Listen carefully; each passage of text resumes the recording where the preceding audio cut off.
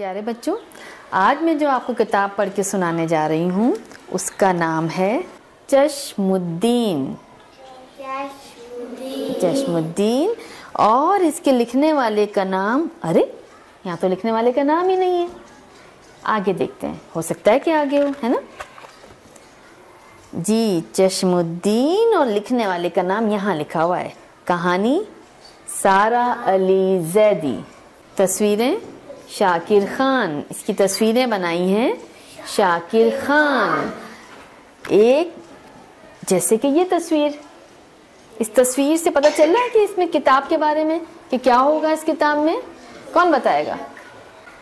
भुट्टा। और कौन बताएगा? अरे आप बताइए। ये एक लड़की है, उसने ऐनक पहनी है। हमजा का ये ख्याल है कि ये एक बुड्ढा है जिसने ऐनक पहना हुआ है, और अरीज का ये ख्याल है कि एक लड़की है जिसने ऐनक पहनी हुई है। तो देखते हैं कि इस कहानी, इस किताब में क्या है। टीचर ने हिसाब का पूरा सवाल ब्लैक बोर्ड पर हल करके दिखा दिया, मगर नादिया को तो कुछ समझ नहीं आया। आता भी कैसे? चश्मा तो उसने डेस्क में छुपा दिया था। आंखें सुकेड़ सुकेड़ कर पढ़ने की कोशिश करती रही, मगर सब बेकार। टीचर की नज़र पीछे बैठी नादिया पर पड़ी तो उन्होंने वहीं से आवाज़ लगाई, नादिया अपना चश्मा तो लगा लो, वरना आंखें और भी ख़राब हो जाएंगी। अब नादिया बीबी बेचारी क्या करती। हिरा से आंखें बचाते हुए डेस्क में से चश्मा निकाल कर लगा लिया। चश्मुद्दीन, आहिस्ता से हिरा ने नादिया को छेड़ा। नादिया का गुस्से से बुरा हाल था, मगर वो भी क्या कर सकती थी, टीचर जो क्लास में थी। अब तो नादिया ने पक्का इरादा कर लिया कि ना तो वो हिरा से दोस्ती रखेगी और ना ही अपने लंच में से उसे कुछ खिलाएगी। पेटू कहीं की, कल भी मेरा सारा लंच खा लिया था, मगर मैंने तो उससे कुछ भी नहीं कहा। नादिया सोचे जा रही थी। नतीजा ये हुआ कि टीचर का समझाया हुआ सवाल भी उसकी कुछ समझ नहीं आया। ब्रेक में जब सब बच्चे छुपन छुपाई खेल रहे थे तो नादिया भी बैग में चश्मा रखकर खेलने आ गई। अरे देखो भाई, चश्मुद्दीन ने तो चोर को पकड़ ही लिया, किसी बच्चे ने पीछे से आवाज़ लगाई। बड़ी भी तो अपना चश्मा क्लास में ही रखा ही है। हिरा ने फिर से नादिया को छेड़ा। नादिया के सर में सख्त दर्द होने लगा। ये बच्चे ऐसा क्यों करते हैं, एक दूसरे को क्यों छेड़ते हैं? घर में आते ही नादिया ने चश्मा तो अलमारी में छुपा दिया और ख़ुद कपड़े बदल कर खाने की मेज़ पर आ बैठी।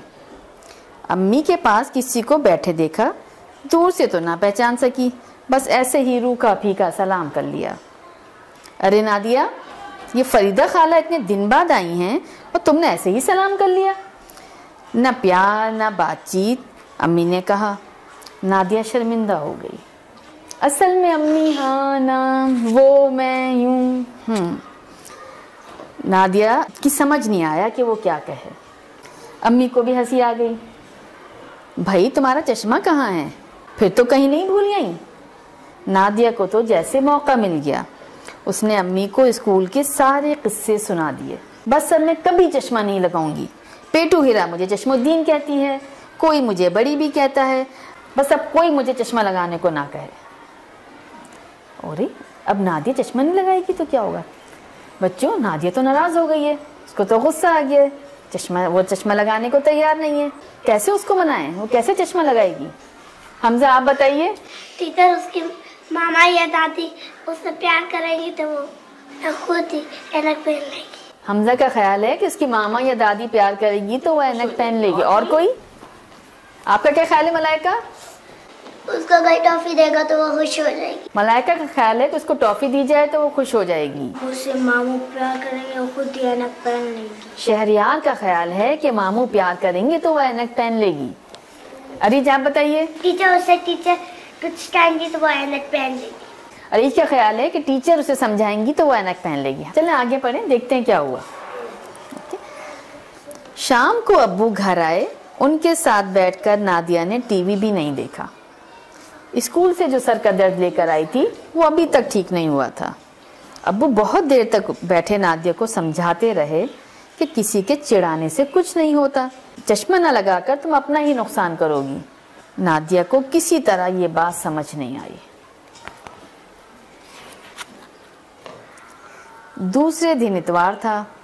माजिद और लुबना ने आने का वादा किया था। अम्मी सुबह से बावर्ची खाने में काम कर रही थी। अब्बू पौधों को पानी दे रहे थे। नजर आ रहा है ना, पानी दे रहे हैं अब्बू। घर में बिरयानी की और कौरमे की खुशबू दूर दूर तक फैली हुई थी। 11 बजे के करीब माजिद के बोलने की आवाज़ आई। नादिया ने कमरे से निकल कर देखा, माजिद और लुबना आ गए थे। आहा नादिया, देखा तुमने मेरी ऐनक कैसी लग रही है? ये जो है ये माजिद है, गोल गोल ऐनक लगाए खड़ा हुआ है। माजिद गोल काले फ्रेम की ऐनक लगाए खड़ा था। और ये देखो लुबना को, ये लुबना, उसे भी चश्मा लगाने का शौक हुआ है। ये लुबना लग रही है ना, चश्मा लगाए हुए, है ना। अब्बू ने अपनी पुरानी ऐनक के शीशे निकाल कर उसे दे दी है। छोटी सी लुबना बड़ी ऐनक लगाए पीछे खड़ी है। ठीक है, नजर आ रहा है? माजिद ने तो लुबना की झूठ मूठ की ऐनक का भांडा ही फोड़ दिया। तीनों खेलने बाहर बागीचे में चले गए। नादिया ने चुपके से डरते डरते माजिद से पूछा, कोई तुम्हारा मजाक नहीं उड़ाता?